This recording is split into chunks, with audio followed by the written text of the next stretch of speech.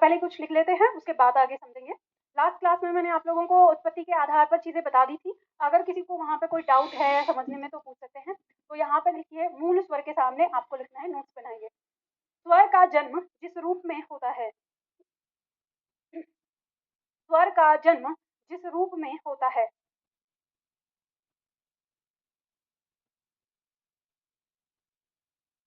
स्वर का जन्म जिस रूप में होता है उसे, होता है के बाद क्या लगाना है, पूर्ण विराम लगाओगे कि अल्पविराम? अल्पविराम लगाना है, ठीक है, क्योंकि बात हमारी पूरी नहीं हुई है। ठीक है, तो स्वर का जन्म जिस रूप में होता है, अल्पविराम यानी कॉमा, उसे मूल स्वर कहते हैं, उसे मूल स्वर कहते हैं। अब लगाइए पूर्ण विराम, उसे मूल स्वर कहते हैं। पूर्ण विराम लगा के लिखिए, ये चार होते हैं, ये चार होते हैं। हैं के बाद निर्देशक चिन्ह लगाना है आपको, क्योंकि हमें लिखना है कौन कौन से चार होते हैं। लिख लीजिए, अ, ई, उ, ऋ।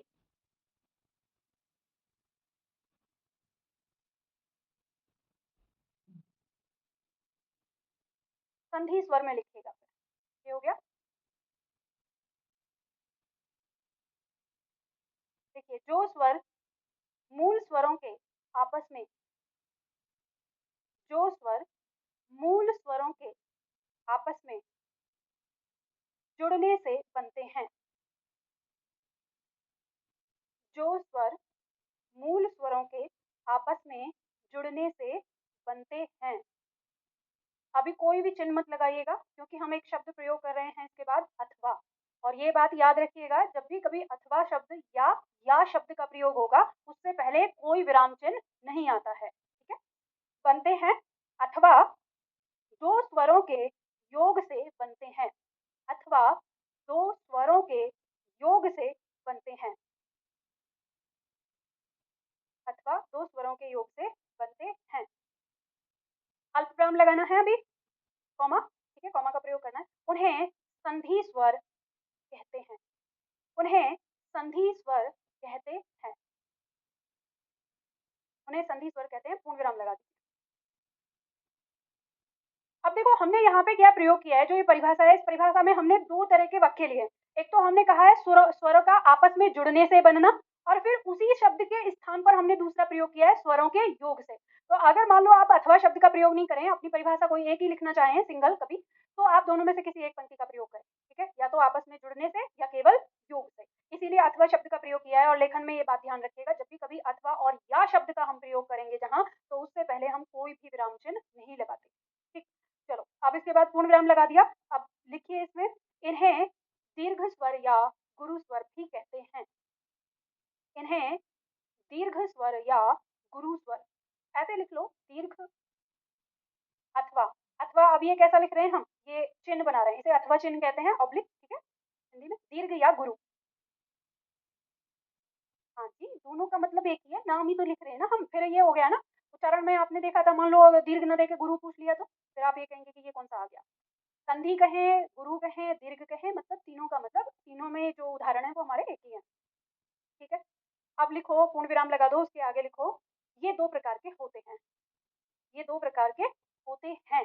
अब होते हैं के बाद निर्देशक चिन्ह लगाना है, ये दो प्रकार के होते हैं, निर्देशक चिन्ह लगा के,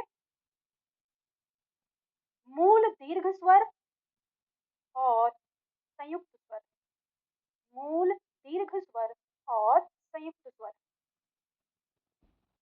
ये दो प्रकार के होते हैं, मूल दीर्घ स्वर और संयुक्त स्वर। अब पूर्ण विराम लगा दीजिए। अब देखो, यहाँ पे हमने कहा, हाँ हाँ हाँ, और एंड, तथा भी लगा सकते हो आप उसके, कोई अंतर नहीं है। तथा संस्कृत का शब्द है और हिंदी का शब्द है, एंड ही होता है। अब ये चार आते हैं आपके, और, तथा, एवं और वह। ठीक है, चारों का मतलब है, ये हिंदी में प्रचलन में है बहुत ज्यादा। और ये तथा और एवं और वह, अगर आप अपनी भाषा में थोड़ा सा मतलब वजन लाना चाहते हैं कि लोगों को ऐसा लगे देखने में कि वह क्या हिंदी है, तो आप तथा और एवं का प्रयोग करिए। ये बस उसी लिए है कि आपको जैसे देखना है। ठीक है, और चारों का मतलब एंड यानी और से ही होता है। ठीक है? यहाँ पे आपने प्रयोग किया, अब देखो इसकी परिभाषा आपने लिखी, परिभाषा लिखने के बाद आपने बताया कि ये 2 प्रकार के होते हैं, मूल दीर्घ स्वर और संयुक्त स्वर।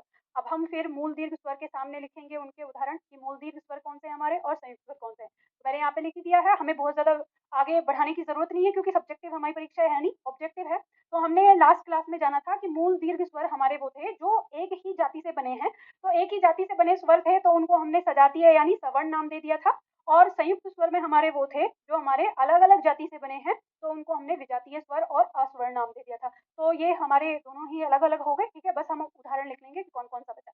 तो इसके सामने लिख लीजिए दीर्घ आ, दीर्घ ई और दीर्घ उ। ये हो गए हमारे संयुक्त सॉरी ये हमारे सजातीय हो गए और मूल दीर्घ हो गए। और उसके बाद इसमें हमारा आ गया ए, ऐ, ओ और औ। अब परीक्षा में आपका चाहें किसी भी तरह का प्रश्न आएगा और अब आप लोगों को इसके सारे उत्तर पता हैं, ठीक है? तुम एक काम करो ना, आगे आ जाओ अगर ज़्यादा दिक्कत हो रही है। थोड़ा हाँ, ये हो जाता है ना। हाँ, चलो कोई बात नहीं, वैसे तुम्हारे पास उपाय भी ठीक है, ज़्यादा बेस्ट है, वो ज़्यादा सही है। हुँ, चलो अब देखो ये चार्ट आपके पास आ गया। अब ये ध्यान देना कि जब आप रिवीज़न करने लगोगे ना, तो आपको उस समय इसी चार्ट की ही ज़रूरत है बस। आगे बढ़ते हैं, इसके बाद आता है तीसरा प्रकार हमारा। पहला सबसे पहला हमने वर्गीकरण देखा था उच्चारण काल के आधार पर यानी बोलने में लगने वाले समय के आधार पर। फिर उसके बाद हमने देखा उत्पत्ति के आधार पर। हाँ? तुम नहीं आए थे लास्ट क्लास में? हे भगवान! वही यूँ कह रहे हैं ना चार्ट तो समझा दो, मैंने बना के दिखाया था ये चार्ट। तो कहाँ चले गए? दिमाग ज़्यादा इधर-उधर ले जाते हो क्या? देखो, मैंने आपको बताया उत्पत्ति के आधार पर 2 प्रकार के हो गए, मूल स्वर और ये हमारा संधि स्वर। यानी ये 4 तो अपने आप उत्पन्न हुए थे और ये किससे बने थे? इनके मिलने से। तो मैंने आपको समझाया था, याद होगा कि और के मेल से हमने उत्पन्न किया था आ, ई और ई के मेल से हमने ई, उ और उ के मेल से उ। तो क्योंकि ये अपनी-अपनी जाति से बने हैं तो ये हमारे मूल दीर्घ स्वर या हमारे सजातीय स्वर हो गए। और फिर हमने इनको आपस में कहा, और ई के मेल ने से उत्पन्न हुआ ए और ए और के मेल से उत्पन्न हुआ हमारा आय, ठीक है? और फिर हमने और उ के मेल से उत्पन्न किया ओ और फिर हमने और ओ के मेल से उत्पन्न किया औ। तो देखो ये 4 और ये 3 मिलके यही थे हमारे जो संधि स्वर बने थे 7, लेकिन ये भी हमारे 2 प्रकार के हो गए। एक हो गए हमारे मूल दीर्घ स्वर यानी समान जाति से और एक हो गए हमारे संयुक्त स्वर जो असमान जाति से यानी विजातीय है।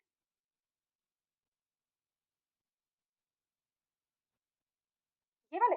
हाँ, मतलब देखो नामों से जाना नहीं जा रहा। आप इस पॉइंट को ऐसे समझो कि जब हमने उच्चारण काल के आधार पर समझे थे ना, तो इन्हीं चारों को हमने ये नाम से पढ़ा था। तो आपको वहाँ पे कोई गलतफ़हमी ना हो इसके लिए आपको ये बता दिया गया है कि ये जो मूल स्वर हैं आपके ह्रस्व और लघु के नाम से भी जाने जाते हैं, ठीक है? और यहीं पे जब आएगा ये जो नाम दिए हैं यहाँ पर कि दीर्घ और गुरु, इनको आपने उच्चारण काल में ही पढ़ा था, तो आपको कहीं कन्फ्यूज़न ना हो इसलिए बता दिया कि यही आपके संधि स्वर भी कहलाते हैं। समझ में आ गई? और इसको याद रखना संयुक्त स्वर की जब बात आएगी तो ये 4 बिल्कुल अपने दिमाग में बैठा लेना। जब भी संयुक्त स्वर होगा इन चारों में से कोई सा भी होगा। परीक्षा में प्रश्न आता है निम्न में से संयुक्त स्वर कौन-सा है? विकल्प में कोई भी लिखा होगा, चारों में से कोई सा होगा वो आपको बताना है। समझ गए? आगे आता है जीभ के प्रयोग के आधार पर। ध्यान दीजिएगा, ये जो हम यहाँ पर लिख रहे हैं ना, बना रहे हैं, ये आपकी एक तो परीक्षा में आ रहा है डायरेक्ट, ठीक है? दूसरा, इनसे आपको इनका उच्चारण करना भी याद हो रहा है और जब आप इनका उच्चारण कर पाओगे, तो फिर लेखन भी कर पाओगे क्योंकि अगर ये चीज़ आपको याद रहती है, तो आपको पता होगा कौन-सा कहाँ लिखा जाना है, कैसे बोला जाना है। यहाँ पे हम बात कर रहे हैं जीभ के प्रयोग के आधार पर स्वर। तो इसका मतलब ये है कि जब हम स्वरों का उच्चारण करते हैं, तो हमारी जीभ का कौन-सा भाग काम कर रहा है, ये हम यहाँ पर इसके भागों में देखेंगे, यानी इसके प्रकार में देखेंगे। तो इस आधार पर हमारे पास जो स्वर हैं, वो 3 प्रकार के हो जाते हैं। अग्र स्वर, मध्य स्वर और पश्च स्वर। मध्य को हम केंद्रीय भी कह देते हैं, तो ये बात तो समझ में आ जाता है, मध्य मतलब बीच में और संस्कृत नाम हो गया उसका केंद्र, तो यानी केंद्रीय स्वर। अब यहाँ पे आपको क्या समझ में आया? इस बात से आपको ये पॉइंट समझ में आता है कि जब भी हम स्वरों को बोलेंगे तो हमारी जीभ का कौन-सा भाग किस स्वर के उच्चारण में काम कर रहा है, वो स्वर हमारा वही वाला कहलाएगा। समझ गए बात को? तो पहले नोट्स बना लो फिर मैं आपको अभ्यास करके सिखा दूँगी। तो सबसे पहले अग्र स्वर में लिखना है आपको। लिखिए जिन स्वरों का उच्चारण जीभ के जिन स्वरों का उच्चारण जीभ के अग्रभाग से होता है, जिन स्वरों का उच्चारण जीभ के अग्रभाग से यानी आगे वाले भाग से, अग्र का मतलब आगे, ठीक है, ब्रैकेट में चाहो तो लिख लेना, अग्रभाग से होता है, कॉमा, उन्हें जिन स्वरों के उच्चारण, जिन स्वर, क्या बोला मैंने, एक बार बताओ। हाँ, जिन स्वरों का उच्चारण जीभ के अग्र यानी आगे वाले भाग से होता है, उन्हें अग्र स्वर कहते हैं, उन्हें अग्र स्वर कहते हैं।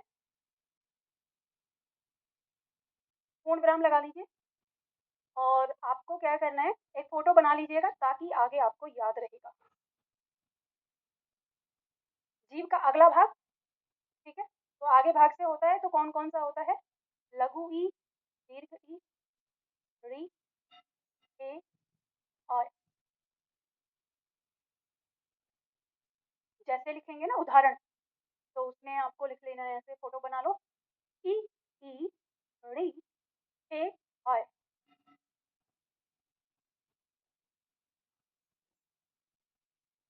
दूसरा लिखिए मध्य स्वर में, जिन स्वरों के उच्चारण में, जिन स्वरों के उच्चारण में जीभ का मध्य भाग काम करता है, जिन स्वरों के उच्चारण में जीभ का मध्य भाग काम करता है, कॉमा, उन्हें मध्य स्वर कहते हैं, उन्हें मध्य स्वर। अब मध्य के बाद ब्रैकेट में चाहो तो केंद्रीय भी लिख सकते हो, जो ऊपर लिखा हुआ है ना, ताकि याद रहे, उन्हें मध्य स्वर कहते हैं। पूर्ण विराम लगा दीजिए, उदाहरण में लिखिए, जैसे मध्य स्वर में जीभ बना के मध्य भाग से काम करने वाला स्वर। ए मत बोलो, ए बोलते ही जीभ आपकी बाहर आ जाती है दांतों से, है ना। अ बोलना है,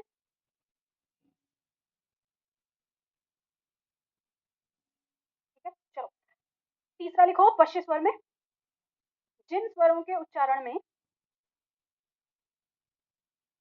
जिन स्वरों के उच्चारण में जीभ का, जीभ का पिछला भाग काम करता है,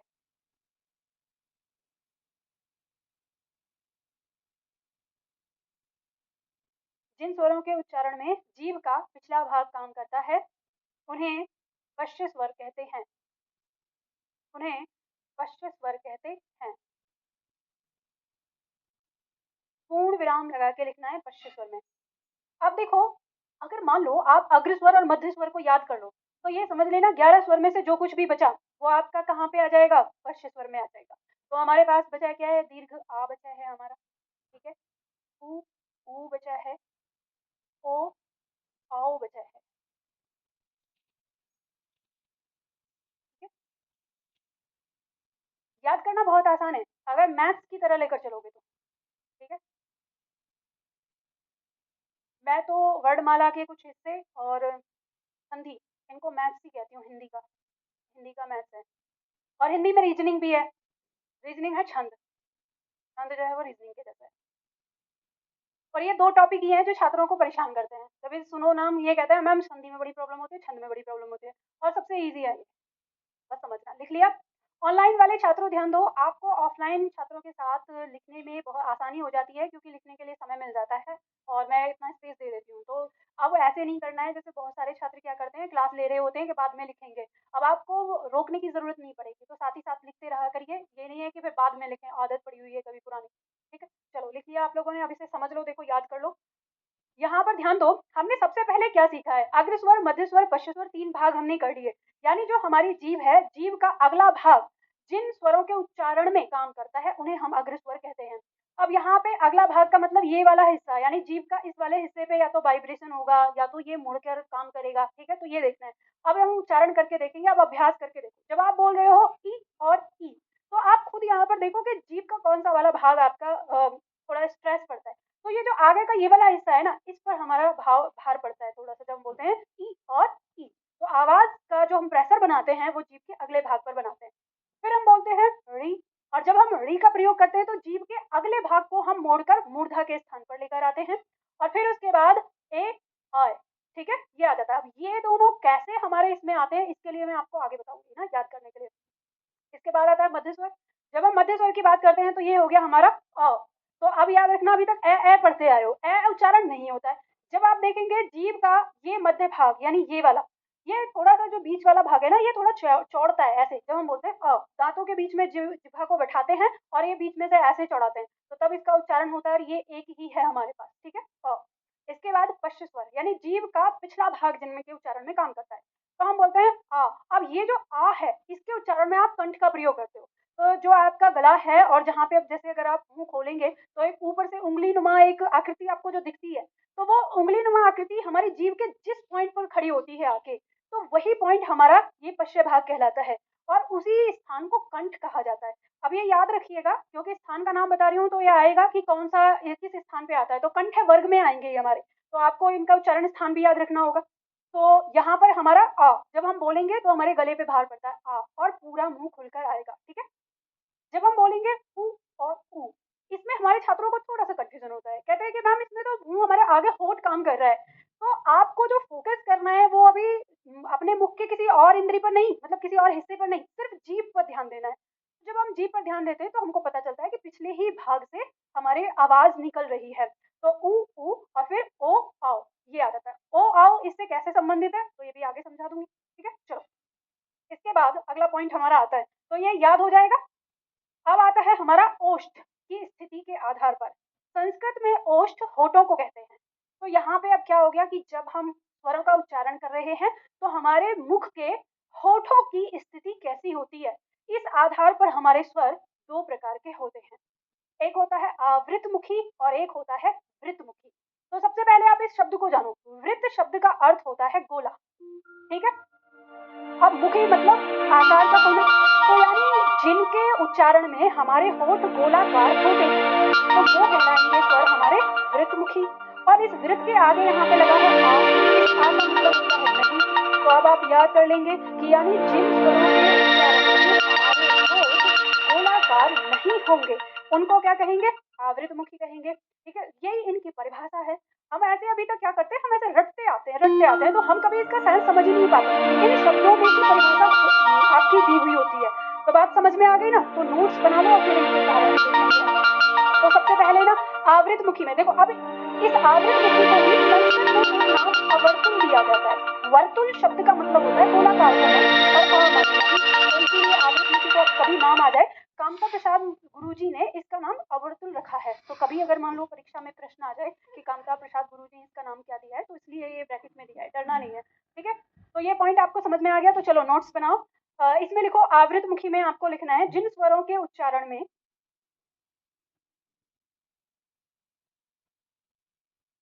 आवृतमुखी, जिन स्वरों के उच्चारण में होठ गोलाकार नहीं होते हैं, जिन स्वरों के उच्चारण में होठ गोलाकार नहीं होते हैं,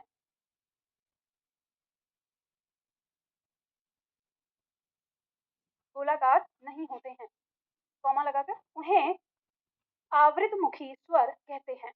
उन्हें आवृतमुखी स्वर कहते हैं। जिन स्वरों के उच्चारण में होठ गोलाकार नहीं होते हैं, उन्हें आवृतमुखी स्वर कहते हैं। पूर्ण विराम लगा दीजिए और उदाहरण में लिख दीजिए कौन कौन से होते हैं ये हमारे।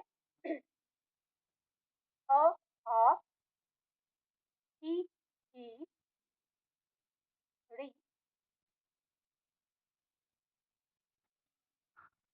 ए, ऐ।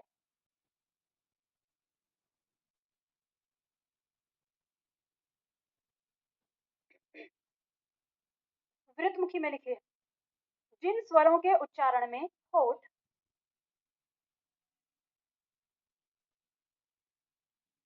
जिन स्वरों के उच्चारण में होठ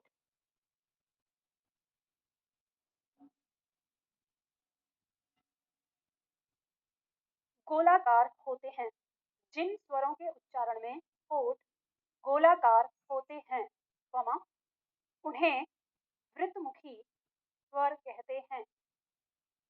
उन्हें वृत्तमुखी स्वर कहते हैं।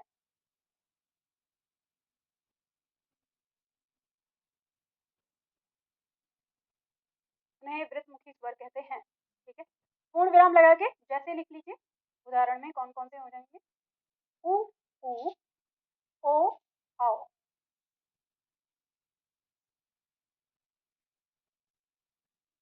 अब देख लीजिए, आप इनका उच्चारण करके देख लेंगे, हमें पता चल गया कि देखो इधर पे आपको याद रखना है वृत्त मतलब गोलाकार, आ माने नहीं और वृत्त माने गोलाकार होना। तो जिनके उच्चारण में मुख गोलाकार हो रहा है वो क्या कहलाएंगे, वृत्तमुखी कहलाएंगे। उदाहरण देखो जैसे उ, ऊ, तो आप अपने होठों पर ध्यान दीजिए, गोलाकार हो रहे हैं। और ओ, आओ, गोलाकार हो रहे हैं। अब यहाँ पे हम आवृत्त में देखेंगे तो जैसे अ, आ, ई, ऋ, ए, आय, तो हमारे होठ गोलाकार नहीं हो रहे, तो ये हो जाएगा। रटने की जरूरत नहीं है, समझ में आ गया तो परीक्षा में उच्चारण करके भी देख लेंगे। ठीक है, और परीक्षक को पता भी नहीं चल पाएगा कि नकल कर रहे हैं, है प्रैक्टिकल करके देख रहे हैं। खैर चलो देखो ध्यान दो। अब यहाँ पर देखो इसमें इस तरह से याद करना है, और भी आपको एक तरीका बताऊंगी कि आप और छोटे तरीके से और कैसे याद रख सकते हैं, थोड़ा सा याद रख के बहुत ज्यादा को कैसे याद रख सकते हैं। ये पॉइंट समझ में आ गया। चलो अब आगे बढ़ते हैं अगले पॉइंट पर। अगला आता है हमारा मुंह खुलने की स्थिति के आधार पर। ये जो पॉइंट है मुंह खुलने की स्थिति के आधार पर, इसमें विद्वानों में बहुत ज्यादा मतभेद है। क्योंकि मतभेद का कारण ये है कि कुछ लोग जो इस आधार को लेते हैं, उनका कहना होता है कि जीभ की ऊंचाई के आधार पर, कि किसी भी स्वर को बोलने में हमारी जीभ कितनी ऊंची उठ रही है, इस आधार पर मानते हैं। कुछ लोग कहते हैं कि सिर्फ मुंह खुलने के आधार को लेते हैं, जीभ का कोई पैमाना नहीं लेते। तो इस तरह से इनके उदाहरण जो हैं अलग अलग करते हैं। विद्वानों में बहुत मतभेद है। अभी जो मैं आपको पहले बता रही हूँ, ये बता रही हूँ पृथ्वीनाथ पांडे के अनुसार। ठीक है, इसमें आपको हरदेव बहारी के अनुसार भी दिया हुआ है, फिर लूसेंट का जो एक आते हैं संजीव कुमार, उनके अकॉर्डिंग, और लूसेंट में दूसरी बुक आती है डॉक्टर अरविंद कुमार, इनके अकॉर्डिंग भी है। और बाकी हमारे जो और विद्वान हैं उन्होंने भी इसके बारे में परिभाषा दी है, लेकिन उदाहरण जो है अलग अलग मतलब नहीं दी बताया है। तो ये सारे लोगों का विवरण मैंने यहाँ पे इसलिए दिया है क्योंकि इसमें अभी तक जो आप लोग प्रैक्टिकल करते आए हो, उस प्रैक्टिकल का आधार मानकर जब हम इसमें प्रैक्टिकल करते हैं, तो जो हमारे पृथ्वीनाथ पांडे के अनुसार बताए हुए उदाहरण हैं वो हमारे सटीक बैठते हैं। ठीक है, और बाकी और जो लोगों ने दिया है वहां पे फिर वही प्रश्न चिन्ह लगता है। तो अब आपकी परीक्षा में कौन व्यक्ति किस आधार को मान के पढ़ा रहा है, तो इस वजह से कि फिर वही मतभेद वाली चीज होती है। तो इसलिए मैंने आपको ना सारी चीजें दे दी है ताकि आप खुद ये सुनिश्चित कर सकें कि इनमें सही कौन सा हो सकता है। ठीक है, प्रैक्टिकल अभी तक करते आए हैं हम। हमने उच्चारण काल के आधार पर देखा, सभी हमारे सही है। फिर हमने उत्पत्ति के आधार, अब आप कहेंगे कि उत्पत्ति वाला तो क्या ही हमको रहेगा, वो तो हमने पढ़ लिया। खैर ठीक है, अब उत्पत्ति वाला ही सिद्ध करेगा आपको यहाँ पर कि क्या इसमें सही है या नहीं है। फिर हमने देखा जीव के प्रयोग के आधार पर, तो जीव के प्रयोग में भी हमने प्रैक्टिकल करके देखा है। फिर हमने देखा होठों के प्रयोग के आधार पर, तो वो भी हमने प्रैक्टिकल करके देख लिया। अब हम यहाँ समझते हैं, देखो परिभाषा तो सबने एक जैसी दी है, परिभाषा में किसी का कोई मतभेद नहीं है, बस इनके उदाहरण में, इनको वर्गीकृत करने में सबने थोड़ा गड़बड़ कर दिया है। तो सबसे पहले हम जो हमारे दृष्टिकोण से, प्रैक्टिकल के दृष्टिकोण से सही है, हम उसको पढ़ रहे हैं पृथ्वीनाथ पांडे के अकॉर्डिंग। ठीक है, तो इन्होंने बताया कि मुंह खुलने के आधार पर, जो हमारा मुंह खुलता है इस आधार पर हमारे जो स्वर होते हैं वो 4 प्रकार के होते हैं: संवृत स्वर, अर्ध संवृत, विवृत स्वर और अर्ध विवृत। तो मैंने ये आपको लिखने के लिए इसमें छोड़ा नहीं है, लिख दिया है क्योंकि सबका अलग अलग विचार है ना, तो आपको डिस्टर्ब ना हो, बस आपको समझना है। तो मैं आपको इसे ना बाद में समझाती हूँ, इस पॉइंट को रहने दो। देखो कितनी जल्दी है मैं बाद में क्यों कह रही हूँ, क्योंकि मैं पहले आपको जो अभी मैंने आपको याद कराया है ना, उसको और हम फिक्स कर लेते हैं कि जो चीजें हैं कहाँ पे हमें सिद्ध हो रही हैं। ठीक है, तो इस पॉइंट को मैं बाद में समझाऊंगी, पर उससे पहले हम एक पॉइंट समझते हैं, स्वरों का उच्चारण स्थान। ठीक है, इसको पहले समझते हैं, फिर उसके बाद हम लिंक करेंगे।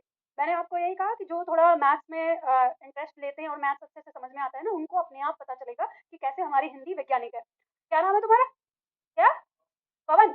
पवन, देखो नाम कितना प्यारा है और काम देखो कैसा है। हाँ? पवन देव कितने चालाक होते हैं। हाँ, नहीं नहीं नहीं नहीं नहीं, मैं तुमको एक बात ये कहूंगी, मैं तुमको यहाँ पे ये अलाउ कर रही हूँ, रिकॉर्डिंग भी हो रही है, कोई मना नहीं कर सकता ना स्टाफ को, ये मेरी रिकॉर्डिंग दिखा देना। अगला बैच जो होगा ना उसमें तुम दोबारा रिवीजन कर सकते हो फ्री में, समझ गए? बट टेंशन मत लो, तुम्हारे चेहरे पे जब टेंशन दिखती है मैं टेंशन में आ जाती हूँ। बस तुम जो तुम्हें समझ में, जितना समझ में आ रहा है उतने का आनंद लो, समझ गए ना? अब ये तुम पता है क्या सोच रहे हो कि भाई मैं इसको याद कैसे रखूंगा, बस ये वाला पॉइंट मत करो। अभी पहला दिन है, तुम बस ये जो मैंने तुम्हें अभी समझा, भले ही तुम समझने के बाद अगले पॉइंट पे जाते ही भूल जाओ, कोई दिक्कत नहीं है मुझे, बस यहाँ पे समझ में आ रहा है ना, तो बस इतना समझ लो, समझ गए ना? तो अभी टेंशन नहीं दिखनी चाहिए समझ गए? हाँ, तो जो समझ में आ रहा है ना उसे याद करने की टेंशन मत लो भाई, मैं पहले ही बता रही हूँ। अब मैं देखो इतना पढ़ा रही हूँ, अब तक तो आप लोग ये बात समझ गए होंगे कि याद कराने के लिए आपको दिमाग लगाने की ज़रूरत नहीं है, मैं खुद ही करा दूँगी। तो क्यों टेंशन ले रहे हो? अभी तो ये पहला पड़ाव है, बस यही है, अगर इसको आपने ढंग से कर लिया तो बाकी तो खेल है और कुछ नहीं है। और जो इसको नहीं कर पाता ना, वही लटकते हैं हिंदी में, असल बात तो यही है, ठीक है? चलो, अब यहाँ पे थोड़ा-सा ध्यान दो और एन्जॉय करते हुए समझो और खेल-खेल में समझो इसको। हम यहाँ पे बात कर रहे हैं स्वरों का उच्चारण स्थान, इससे क्या मतलब समझे? मतलब ये समझे कि जब हम किसी स्वर का उच्चारण कर रहे हैं, तो हम किस स्थान से उसका उच्चारण कर रहे हैं, ठीक है? तो इनके स्थान को बाँटा गया है, तो हम याद रखते हैं यहाँ पर हमारे पास ये 11 स्वर हैं, ठीक है? तो अब थोड़ा-सा देखो, हम अब जब उच्चारण स्थान की बात करते हैं, तो इनके उच्चारण स्थान के आधार पर इनको एक वर्ग दिया जाता है, ठीक है? यहाँ से परीक्षा में प्रश्न आएँगे आपके। तो ये वर्ग दिया जाता है, जैसे कंठ्य वर्ग हो गया, तालव्य हो गया, ओष्ठ्य हो गया, मूर्धन्य हो गया, कंठ तालव्य, कंठोष्ठ्य हो गया। इनके अलावा और भी होते हैं, पर अभी हमारे स्वर में ना ये वर्ग है। तो आपकी परीक्षा में जो यहाँ से प्रश्न आता है वो ये आता है, ऐसे आ सकता है कि निम्न में से कौन-सा वर्ण ओष्ठ्य वर्ग का है? तो अब ये आप कैसे दिमाग लगाओगे? तो या तो आपके पास एक सेंस है कि रटो, ठीक है? या दूसरा है कि आप पहले ये जान लो कि ओष्ठ्य का मतलब क्या होता है और फिर आप अपने जो व्यंजन हैं, जो आपके स्वर हैं, उनको याद रख लो कि कौन-सा किससे उच्चारण होता है, ठीक है? तो ये बात समझ में आ गई? अब हम देखेंगे जो हमारा वर्ग है, मेरे साथ थोड़ा-सा बोलना ना, उच्चारण करना। जो वर्ण है हमारा और आ, इनका उच्चारण स्थान क्या है? कंठ से। तो इनका वर्ग क्या हो गया? कंठ्य हो गया। जो ई और ई है, इसका उच्चारण स्थान क्या है? तालु से और इसका वर्ग क्या हो गया? तालव्य हो गया। उ और ऊ जो वर्ण है, इनका उच्चारण स्थान क्या हो गया? होठ और इसका वर्ग ओष्ठ्य हो गया, ठीक है? ऋ जो हमारा वर्ण है, इसका उच्चारण स्थान मूर्धा से और इसका वर्ग मूर्धन्य कहलाएगा। जो ए आय हमारा वर्ण है, इनका उच्चारण स्थान क्या हो गया? कंठ और तालु से और इसका वर्ग क्या हो जाएगा? कंठ तालव्य। ओ औ जो हमारा वर्ण है, इनका उच्चारण स्थान क्या हो गया? कंठ और होठ और इनका वर्ग क्या हो गया? कंठोष्ठ हो गया, ठीक है? तो ये आपको पूरी श्रेणी याद करनी पड़ेगी जो यहाँ पे दिया है, ठीक है? सारा याद कर लोगे? पवन, फिर नहीं कर पाएंगे, कम कर दूं इसे? कम कर दूं? अगर समझ लो तो चलो, मैं ये कहती हूँ सारा मत याद करो, इतना याद कर लोगे? आसान? तो अब चलो समझा देती हूँ वो कैसे इससे लिंक हो रहा है। देखो, कंठ की बात आएगी तो कंठ से कंठ याद रहेगा, तालु से तालव्य याद रहेगा, ठीक है? होठ से ओष्ठ याद रहेगा, मूर्धा से मूर्धन्य याद रहेगा। अब ये कंठ और तालु दो अलग-अलग हैं, ठीक है? तो कंठ तालव्य याद रहेगा और कंठ और होठ से कंठोष्ठ याद रहेगा, ठीक है? अब चलो, ये भी दोनों हटा दिए, ठीक? ए आ को याद कर लोगे, किससे उच्चारण? कंठ से। ई को याद रख लोगे, तालु से। ऊ को याद रख लोगे, होठ से और री हमारा हो जाएगा मूर्धन्य। ये तो बिल्कुल ही अलग है। जब हमने इसका उच्चारण किया है और मूर्धन्य की बात करी है, सीखा है तो हमें पहले से ही याद है, ठीक है? अब ध्यान दो, इन्हीं की मदद से हम इन दोनों को भी कैसे याद कर पाते हैं। तो यहाँ पे काम आएगा आपका जो मैंने आपको उत्पत्ति के आधार पर बताया था ना, तो आपको याद है ये जो हमने जब बनाया था यानी ये वाला, सिर्फ एक ही ले लेंगे, दोनों तो भाई-भाई है ना? तो इसको देखेंगे तो हमने बनाया था कि अ प्लस ई, याद है? बस इतना याद रख लेना कि अ और ई से मिलकर ये दोनों भाई बने थे। तो देखो, अ का उच्चारण स्थान कंठ, तो कंठ आ गया। ई का उच्चारण स्थान तालु, तो तालु आ गया। याद? अब ये इस ओ को देख लो, ये बना था तो इसमें अ और प्लस ऊ था, ठीक? तो अब यहाँ पर ध्यान दो, ये अ यानी कंठ, तो कंठ आ गया, ये ऊ होठ, तो होठ आ गया। हो जाएगा याद? अब तो चेहरे पे स्माइल आ गई। बात समझ में आ गई? अब देखो इसी पॉइंट से ये लिख लिया ना आपने, अब इसी पॉइंट से आपको और भी पिछले भी याद कराती हूँ जो आपने लिखे थे। देखो, हम सबसे पहले आए थे जीव के प्रयोग के आधार पर यहाँ, तो याद है आपको ये ई आया था, तो इस ई में ये ए यानी हमारे अ के साथ ना इसमें ई शामिल है, अंतिम देखेंगे हम। तो ई शामिल है, इसमें भी ई शामिल है, इसमें भी ई शामिल है, तो ये समझ लो कि ई जिस कैटेगरी का होगा ना, ये उसी कैटेगरी के है। तो अब आपने यहाँ पे सिर्फ एक छोटी ई याद रख ली ना, तो छोटी ई से समान है आपकी बड़ी ई भी आ जाएगी उसके अंदर, ठीक है? और इसी में आपके दोनों भाई आ गए हैं, ठीक? तो आपको बस इशारे की ज़रूरत है। ऐसे ही यहाँ पे हम देखेंगे पश्च स्वर, बस इतना ध्यान रखना कि इसके जोड़ में ये जो अ है इसका रोल नहीं लेते हम ना आगे वाले का। अब इसमें देखिए पश्च स्वर में यहाँ पे, तो ये पश्च स्वर में ऊ हमारा यहाँ आ गया है, तो ओ औ भी तो ऊ औ की मदद से ही बने थे ना यहाँ पर, अ प्लस ऊ हमारा आ रहा था, तो इसमें साथ है तो ये इसी के साथ रहेगा, ठीक है। इसके बाद हमने आवृतमुखी और वृत्तमुखी देखा था, इसमें भी ऐसे ही लागू होता है। ई आया है तो ये दोनों भाई ई के साथ ही रहेंगे, ठीक है। और यहाँ पे ऊ आया है तो ये दोनों भाई ऊ के साथ ही रहेंगे। आगे आराम से, ठीक है, तो याद हो जाएगा इस तरीके से। ये पॉइंट समझ में आ गया ना? तो अभी आपको ये लिंक समझ में आया ना एक दूसरे का क्या है? अब इसी लिंक से आप वो समृद्ध और अर्ध समृद्ध वाला जो पॉइंट है ना, सही और गलत वाला पॉइंट, जो मैंने कहा कि आप अपने सेंस से चुनना कि कौन सा सही है कौन सा गलत है। अब तक देखो हर चीज हमारी सिद्ध होती आ रही है, जो परिभाषाओं ने कहा हुआ है वो सिद्ध हो रहा है, हम प्रैक्टिकल करके देख रहे हैं, तो कहीं पे भी अनुमान तो नहीं है। तो ऐसे ही हमारा आगे उसमें भी अनुमान नहीं है, लेकिन किताबों में मैं नहीं जानती किस कारण से हुआ है ये भ्रम, पर विद्वानों ने आपस में किताबों में बहुत भ्रम डाला हुआ है, इसलिए मैंने आगे वो सारे पॉइंट लिख दिए हैं। तो अब देखो आप समझ सकते हो अब आराम से। चलो अब आते हैं हम यहाँ पे मुंह खुलने के आधार पर। सबसे पहले इसको पॉइंट समझना, हमने कहा है मुंह खुलने की स्थिति के आधार पर। तो इसका मतलब ये है कि जब हम किसी स्वर का उच्चारण कर रहे हैं, तो अब आपको लिखना कुछ नहीं है, रिलैक्स समझ लो बस इसको। अगर मान लो ना ही अगर समझ में ना आए तो रट लेना, छोड़ देना, ठीक है। तो इसका मतलब ये है कि हम जब किसी स्वर का उच्चारण कर रहे हैं तो हमारा मुख किस मात्रा में खुल रहा है, मतलब किस तरीके से, कम खुल रहा है, ज्यादा खुल रहा है, थोड़ा कम खुल रहा है या थोड़ा सा ज्यादा खुल रहा है, ऐसे। तो इस आधार पे हमने 4 भागों में इसको बांटा है, संवृत, अर्धसंवृत, विवृत और अर्धविवृत। तो इसको ऐसे ही याद रख लो। संवृत का मतलब होता है, इसका अर्थ होता है न के बराबर, या हम कहें कि मुंह का बंद होना। संवृत का अर्थ होता है मुंह का बंद होना, और विवृत का मतलब होता है मुंह का पूरा खुलना, ठीक है। अब यहाँ से आपका अर्ध अर्ध बना। अर्ध का अर्थ होता है आधा। तो जब हमने कहा मुंह का बंद होना, मतलब एक तरह से न के बराबर खुलना। अब यहाँ पे लग गया अर्ध संवृत, तो मतलब आधा बंद होना, मतलब हम कह सकते हैं इसका मतलब कि थोड़ा सा खुला हुआ होना। और यहाँ पे हम कह रहे हैं विपरीत का मतलब बहुत ज्यादा खुला हुआ होना, और फिर उसमें हमने अर्ध लगा दिया, तो मतलब बहुत ज्यादा की तुलना में थोड़ा सा कम खुला होना। तो अगर मैं यहाँ पे फोटो बनाऊं इन चारों को समझाते हुए, तो इनका फोटो कैसे बनेगा देखो। ये जो समृद्ध स्वर है इसके लिए फोटो बनेगा कि हमारे जो होठ है उनका ऐसे रहेगा, बिल्कुल हल्का सा खुला होगा, ठीक है। और जो ये विपरीत हो गया, इसमें मुंह का पूरा खुलना। अब जो ये अर्ध विपरीत है, इसका जो ये पूरा खुला हुआ है इससे थोड़ा सा कम खुलना, यानी इसका आधा खुलना। और यहाँ पे जो ये खुला हुआ है जितना न के बराबर, तो इससे थोड़ा सा ज्यादा। और जो ये अर्ध विपरीत है इससे थोड़ा सा कम। तो ये हमारे मुख के खुलने की स्थिति इस क्रम में होती है, ठीक है, ऐसे। तो यही इसकी परिभाषा है। फिर आगे परिभाषा ने कहा है कि जिन स्वरों के उच्चारण में मुख कम खुलता है उन्हें संवृत स्वर कहते हैं। उदाहरण में दिया है हमारा, जैसे दीर्घ ई और दीर्घ ऊ और री। जब हम बोलते हैं री का उच्चारण करते हैं तो होठ हमारे एकदम से मिल जाते हैं, क्योंकि जीभ अंदर जाके मुड़ती है। तो हम बोलते हैं जैसे ई, तो ई बोलते हैं तो न के बराबर होता है, या ऊ कहें तो बहुत बिल्कुल मिल जाता है, खींच रहे हैं हम। वहीं पे इसका आधा, तो आप ध्यान रखना है आधा है ना, तो इनके आधे वाले, ये डबल है, दीर्घ है ना, तो इनका आधा कर दो इसका उदाहरण में, तो लघु आ जाएंगे। परिभाषा क्या कहती है? जिन स्वरों के उच्चारण में समृद्ध स्थिति से कुछ अधिक मुख खुलता है, मतलब इससे कुछ अधिक खुला हुआ मुख, यानी कम बंद रहता है, मतलब ऐसे ही कहें तो, यानी आधा। तो जब आप उच्चारण करके देखो, जैसे हम बोलते हैं ई, तो आप दोनों का साथ उच्चारण करो। जैसे ई तो जल्दी से झटके से बोलते हैं तो होठ थोड़े ज्यादा खुल जाते हैं, ई और ई, तो फिर कम रहता है। ऐसे ही उ और ऊ, तो दोनों में अंतर आ जाता है। उसी तरह से विपरीत की बात करते हैं, जिन स्वरों के उच्चारण में मुख सबसे अधिक खुलता है उन्हें विपरीत स्वर कहते हैं। अब यहाँ पे हम देखते हैं, ये आ गया आ। आ का उच्चारण करके देखो, आ। मैंने पहले से ही कहा पूरा मुंह खोलो जितना हो सके, आ, उतना ही तुम्हारे आ का उच्चारण सही आता है।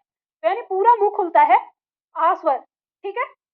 अब ध्यान दो, देखो यहाँ पे आपको वो ट्रिक बता रही हूँ जिसमें आपको याद रहेगा। अब इसमें आ गया आपका आए और आओ, दिमाग चला थोड़ा बहुत, क्या से दूर है,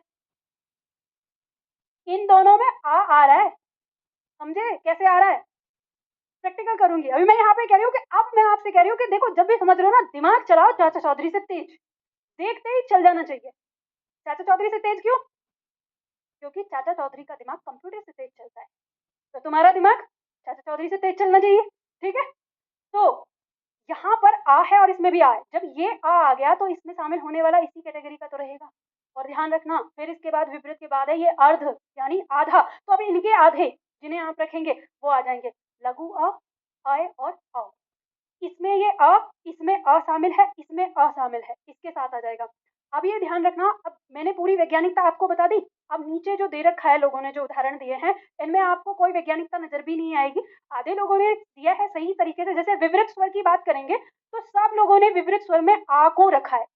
जब सबकी दृष्टि में विपरीत स्वर में आ है, तो हमारा जो उत्पत्ति के आधार पर बन के आया है, तो सब में विपरीत होना चाहिए, लेकिन लोगों ने अलग-अलग दिया है। परिभाषा सबकी एक है, पर उदाहरण जो है सबने क्या कर दिया है, जैसे देखिए हरदेव बहारी जी ने क्या किया है, इन्होंने समृद्ध स्वर में छोटी ई और मतलब सॉरी बड़ी ई और बड़ा ऊ दे दिया है, ठीक है? तो समृद्ध स्वर में हमने देखा उसमें भी बड़ी ई और बड़ा ऊ है ही। अर्ध समृद्ध में इन्होंने क्या रख दिया, ए और औ, जिसका कोई लॉजिक आपको समझ नहीं आएगा कि ये कैसे दिया है इन्होंने यहाँ पर। मतलब कि ये ए और औ, जबकि हम औ बोलते हैं तो हमारा मुख पूरा ही खुलता है, ठीक है? अब इन्होंने विवृत में आ स्वर रखा और अर्ध विवृत में इन्होंने अ रख दिया। अब देखो यहाँ पर गुरुजी ने नहीं बताया कि लघु में किसको रखेंगे, ना इन्होंने बताया कि हम ऋ को किसमें रखेंगे, ना इन्होंने बताया लघु ऊ को किसमें रखेंगे, ना इन्होंने आय के बारे में बताया और ना इन्होंने ओ के बारे में बताया। अब ये बताओ कि जब आप बता रहे हो तो हम जब तुमने आधार ऐसे रख दिया, अगर इनके बारे में पूछा जाएगा तो कहाँ रखेंगे, ठीक है? फिर इन्होंने लूसेंट के में जो संजय कुमार आते हैं, उन्होंने बताया कि इन्होंने लघु और दीर्घ दोनों को इसमें रख दिया, लघु और दीर्घ ये दोनों को इसमें ही रख दिया। अर्ध समृद्ध में इन्होंने ए और ओ को कर दिया, ठीक है? इन्होंने तो यहाँ पे आओ दिया था तो इन्होंने ओ कर दिया। इसके बाद विवृत में इन्होंने सबने आ को विवृत में ही रखा है, ठीक है? और अर्ध विवृत में इन्होंने यहाँ पे अ और आय और औ और एक और ये ले आए जो कि स्वर में अभी तक आप लोगों ने पढ़ा ही नहीं है। ये स्वर कहाँ से आ गया, ठीक है? और जैसे भी अब इसके बाद लूसेंट के दूसरे आते हैं डॉक्टर अरविंद कुमार, इन्होंने भी इसी तरह से दिया है। इन्होंने ये आय और औ इनको हटा दिया है, यहाँ ऊपर लगा दिया है इन्होंने। तो सब में गड़बड़-वड़बड़ कर दिया है बिल्कुल। अब हाँ, नहीं पढ़ना कौन-सा है, ऐसे आपकी परीक्षा में जो आया है अभी तक, वो एक तो आया है आपका ये ई, तो ये ई भी लगभग सबके में समृद्ध में ही रहता है और परीक्षा में अभी तक पूछा हुआ है आ, तो यहीं से आता है। तो ये सब में जो दिया है सही हो जाता है। बाकी और जो है वो मॉक टेस्ट में आ सकते हैं, परीक्षा में मुझे नहीं लगता कि संभावना नहीं है और अगर आए भी तो आपके पास है नाम, देखिए आप आधार लगा के दे सकते हैं। हाँ, और इसके साथ ही इसमें एक चीज़ और देखिए कि जो कामता प्रसाद गुरुजी हैं, उन्होंने केवल परिभाषा दी है और उदाहरण नहीं बताए हैं और जो वासुदेव नंदन प्रसाद हैं, इन्होंने इस पॉइंट की व्याख्या की नहीं है, क्योंकि वो उस तरह से उसको समझ नहीं पाए। तो अब देखो, अब मैं आपको बताती हूँ कि जो मैंने आपको बताया कि देखो कैसे इसमें शामिल है ये दोनों। ऊपर के जो समृद्ध वाले हैं, ये तो इनमें तो खास कोई विवाद नहीं है, लेकिन मेन जो है ये विवृत और अर्धविवृत। तो देखो आप इन्हें समझ सकते हो कि ये आ जिनमें आ गया, तो इन दोनों में भी है, तो ये इसी कैटेगरी के हैं। इसमें आ गया तो इन दोनों में भी है, इसी कैटेगरी के हैं। अब ये कैसे हैं वो समझ लो। चाहो तो रफ कॉपी पे लिख सकते हो अपनी इस चीज़ को। मैंने जब लास्ट आप लोगों को ये बताया था कि अ प्लस ई बराबर क्या होता है? ए होता है, ठीक है? इसी में हमने यहाँ पे पढ़ा था कि अ के साथ अगर हम ए को मिलाते हैं तो बराबर क्या होता है हमारा? आय होता है, ठीक है? अब मुझे ये बताइए कि जो ये आपका दिया हुआ है, मैंने आपसे कहा कि इस आय में आ सम्मिलित होता है, कैसे? ये बताइए कि ये जो यहाँ पे रखा हुआ है ए, यही है ना? हम इसका मान रख सकते हैं इसकी जगह पे? मैथ्स के बारे में बता रही हूँ, हाँ? ये हो गया आपका, हाँ, वही एक्स वाई जेड ना? तो इसका मान क्या है हमारा? अ प्लस ई और बराबर आय। ये आपने पढ़ा था कि अ और अ को हम मिला देते हैं तो कौन-सा वर्ण बनता है? आ बनता है। तो आ प्लस ई अगर हम कर दें, तो ये हमारा गलत हो जाएगा क्या? वही तो है, खोल के वही रखा है। तो इसीलिए मैंने आपको कहा कि इस आय में क्या आ रहा है? आ रहा है। इसलिए वो उस श्रेणी का है, ठीक? जो हमारा ए है, इस ए में क्या आ रहा है? अ, ठीक है? यहाँ पर। और जब हम आय बना रहे हैं ना, तो उसमें ये जो ए और आ चाहे इसके साथ आके मिले या अकेले मिले, वो क्या बन जा रहा है? आ ही बन जा रहा है। असल में हम अगर इसे देखें, तो इसका सूत्र हमें यही लिखना चाहिए, लेकिन हमारी पुरानी किताबों में ना ऐसे लिखा हुआ है, तो इसलिए मैंने इसका विरोध नहीं किया है, क्योंकि अगर हम उसका मान रख के अगर देखें तो कोई चीज़ आ जाती है, तो इसमें कहीं कोई दिक्कत नहीं है, इसलिए वो भी लिख दें। अब आपकी परीक्षाओं में वही सूत्र पूछ लिया जाता है कभी, तो उसके स्थान पर ये भी आ सकता है, ये ध्यान रखिएगा। बात समझ में आ गई? ऐसे ही ऊ आ जाएगा, समझ में आ गया ना? तो दोबारा करने की ज़रूरत तो नहीं है ना, ऊ वाला? बस यही है आपका। अब एक ये पढ़ने के बाद आपको लगे अरे मैम हम तो पढ़ रहे थे। आ और ये कहाँ बिल्कुल मैथ्स वाली चीज़ों में ले गए।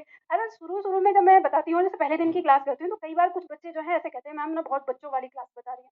अभी बच्चों वाली क्लास से आप इसको समझ लो, अगर ये पॉइंट आपके दिमाग में क्लियर हो गया ना, तो आप जानते हो यहाँ पे मेरे लिए कितनी चीज़ें आसान हो जाती हैं। मेरे लिए संधि आपको कुछ बताने की ज़रूरत ही नहीं पड़ती, यूँ आपके दिमाग में आती है आराम से।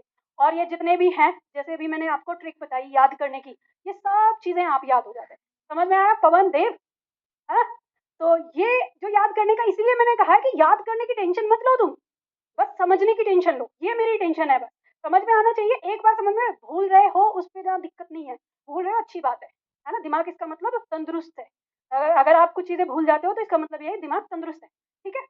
तो ये परेशान नहीं होना, क्योंकि जैसे ही आप दोबारा खोलोगे अपनी नोट को, ठीक है? तो वहाँ पे आपको तुरंत सारी चीज़ें याद आ जाएँगी जो मैंने पढ़ाई। बस ये है कि समझ में आना चाहिए, ठीक? तो यहाँ पे हमारे जो हैं वो स्वर समाप्त हो जाते हैं। स्वर जो हमारे जितना भी हमें इसमें सीखना है, समझना है, वो हमारा पूरा हो जाता है। अब हमारा जो अगला टॉपिक शुरू होगा, व्यंजन का शुरू होगा, ठीक है? तो स्वर से संबंधित हमारी जितनी भी पॉइंट हो गए, वो हमारे पूरे हो गए। अच्छा। हुँ,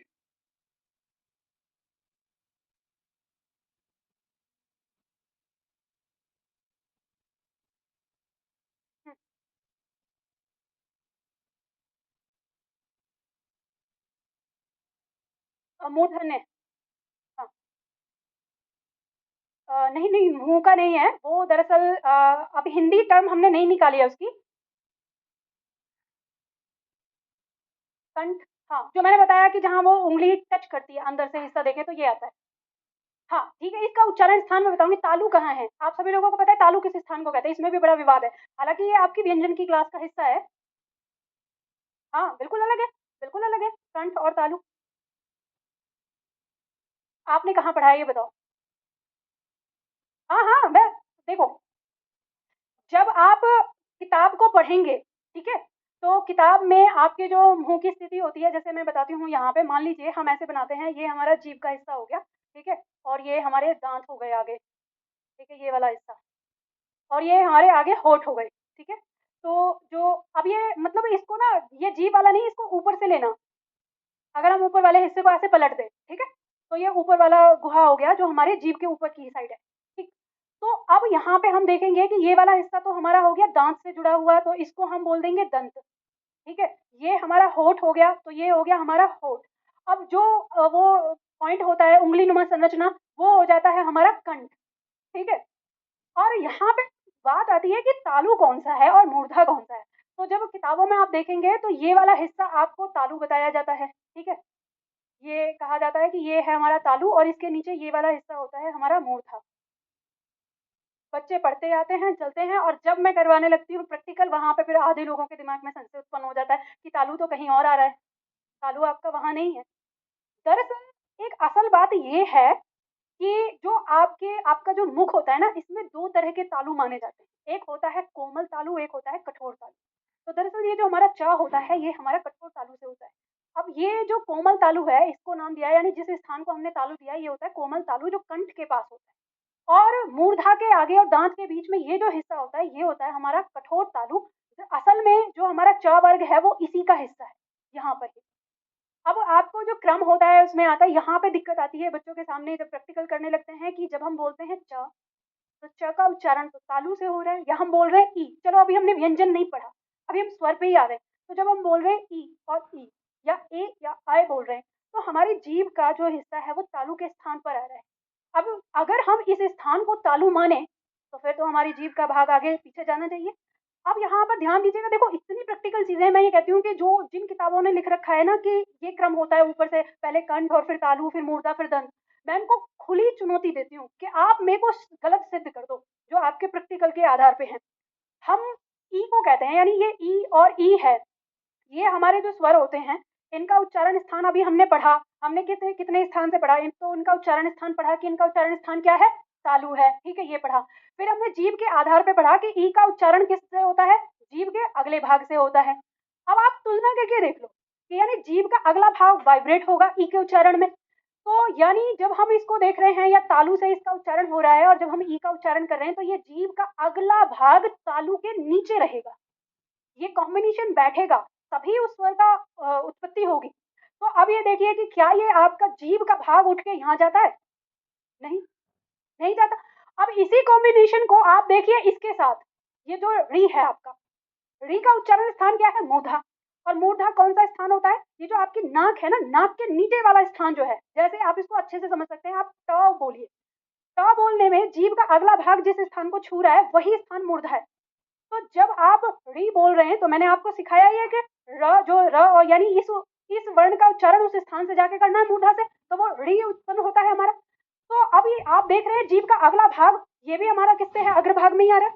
तो ये उठ के मुड़ के कहाँ जा रहा है? ये मूर्धा पे जा रहा है, जो हमारा मूर्धा है। तो अगर ये हमारा ई तालु पीछे होता, तो ये तो मूर्धा से भी आगे चले जाना चाहिए था। और अगर आगे नहीं जाता, तो फिर इसका उच्चारण स्थान पश्य होना चाहिए था, ई और ई का। लेकिन आपने वो ही नहीं दिया, अग्र दिया है। तो आप खुद ही सोचो। मैं आपको ये चीज़ बता रही हूँ कि कई बार मुझे ऐसा लगता है कि जो हमारे गुरुदेव हैं, इन्होंने व्याकरण लिखे हैं, पर इन्होंने पीछे पलट के नहीं देखा कि हम पीछे क्या कह के आए हैं। आगे ये, अरे बहुत बातों में आपको ये बात मिलेगी कि व्याकरण लिखते तो चले गए, लेकिन पलट के पढ़ के ये नहीं देखा कि हम पीछे क्या कह के आए। इनकी पीछे वाली बात आगे वाली बात को काट रही होती है, या आगे वाली बात पीछे वाली बात को काट रही होती है। तो वहाँ हमें ये पता चलता है कि कितनी शुद्धि है और कितनी अशुद्धि है। वहीं पे फिर हम कह पाते हैं। और मैं तो देखो आपको एक सोच समझने वाली स्थिति दे देती हूँ, अब तय आपको करना है कि सही है कि गलत। ठीक है? नहीं, नहीं, नहीं, इस शब्द को, ये मुझे पॉइंट आप लोगों को बताना ही है, पर ये हमारा कल का हिस्सा था, इसलिए मैंने पहले प्रयोग बता दिया है, ये आएगा भी आपका, इसमें विवाद भी है, बहुत विवाद है सारी चीज़ों में। कल और अच्छी तरीके से पढ़ेंगे उच्चारण करते हुए उसको।